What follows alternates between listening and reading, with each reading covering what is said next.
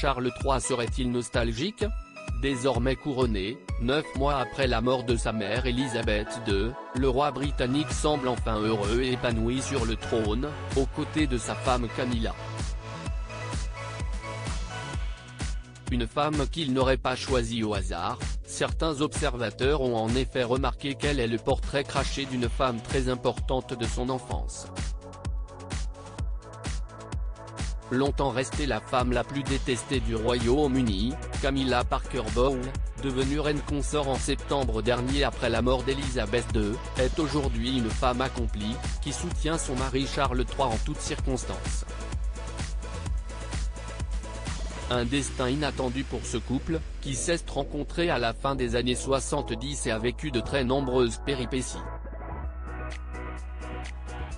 Mais qui n'est peut-être pas totalement lié au hasard. En effet, comme on l'apprend dans Gala ce jeudi, le roi aurait reconnu en Camilla une femme qui a beaucoup compté pendant son enfance et sa jeunesse.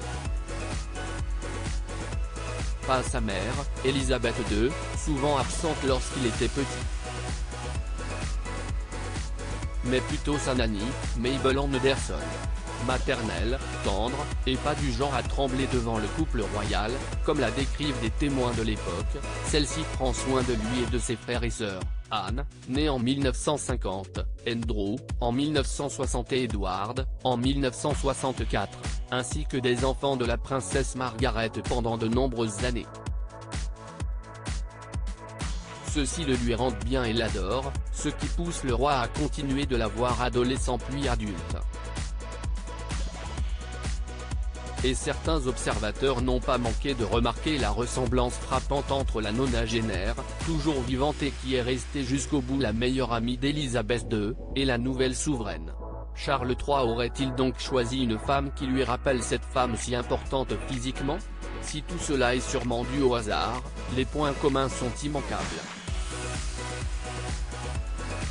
Et le souverain n'a pas dû les louper. De puissantes et parfois scandaleuses nannies. À noter que Mabel Anderson a longtemps vécu avec la reine Élisabeth II au château de Windsor où les deux femmes partageaient des passe-temps comme les mots croisés, les sorties des chiens ou les feuilletons télévisés. Elles sont très intimes, aurait même confié une source au Daily Mirror. Et elles sont peu à avoir gagné ce surnom, particulièrement au sein du palais.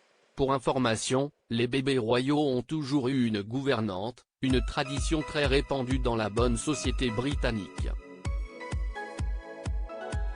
Olga Powell, la nanny qui avait veillé sur les princes William et Harry durant le divorce si difficile de leurs parents, est décédée en 2012 à 82 ans.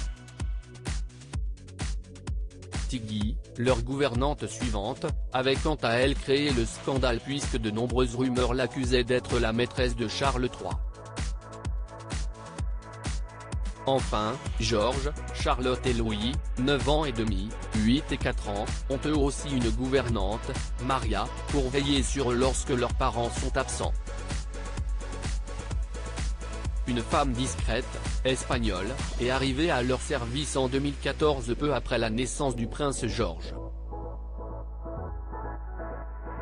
Véritable Mary Poppins, elle pourrait marquer autant la famille que la fameuse Mabel.